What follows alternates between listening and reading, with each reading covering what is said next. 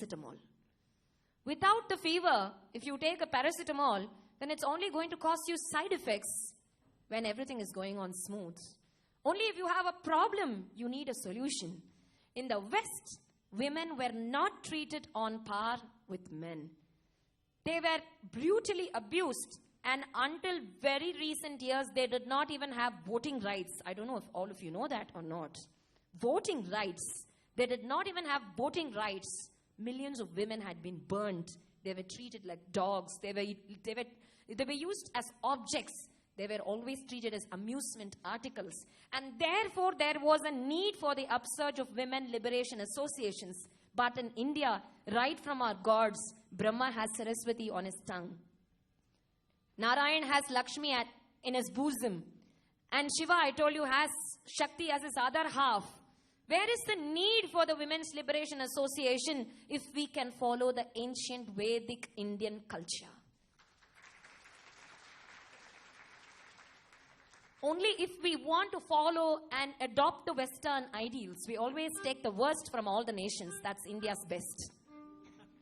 We always want to take, every nation has its own good and bad.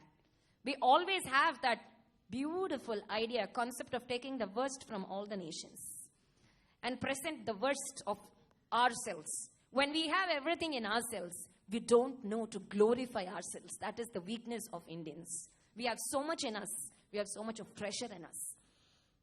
We Navayugastri, present generation women, Gen Y, what we would prefer to call. We just have our husbands' names after our names, like Visakha, Hari, or Meenakshi, Srinivasan, or Vanita, Siddhartha, whatever it is. We just have our husband's name after our name. But you know, our lords had their names after their wives' names. Gauri Shankar, Lakshmi Narayan, Sita Ram, Janaki Vallabh. That is the truth. Uma Maheshwar, you name him. Radha Krishnan. You name any god. They went a step further. They went a step ahead. They had so much of reverence for women. And we are trying to bring it down more and more and more.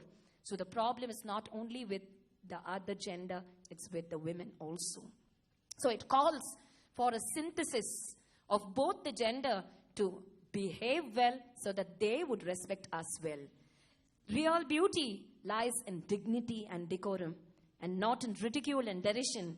It is a present generation society which is treating women as just entertainment parts, where you see any ads, you see any soaps, any television serials, you just go through the newspapers or magazines or journals, any woman would be just featured as an amusement article.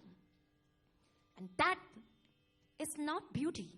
Think it's beauty. Real beauty does not come from that. It comes from dignity, rights versus reverence. You always lock up gold in your bureau. You don't do that to stainless steel. That's why generally when women ask that they have not been given the equal rights vis-a-vis the men, I would tell them, you are gold, they are stainless steel. That is why you have less rights and they have more rights. Or whatever you respect more, you lock it up. You carefully preserve it. So there is no question of being ill-treated at all. The more you revere a person, the more you respect a person, the right comes down, no? That's what happens to you. And that's why we have taken up a few stories, a few inspirational stories of ancient, age-old stories maybe, but old is always gold. So inspirational stories of women who have brought about positive change throughout the world by their wisdom, by their will, by their courage, by their noble qualities. And their nobility has crossed all gender, all caste, all creed, and all nation. So we just start with one of the greatest inspirational stories. Shri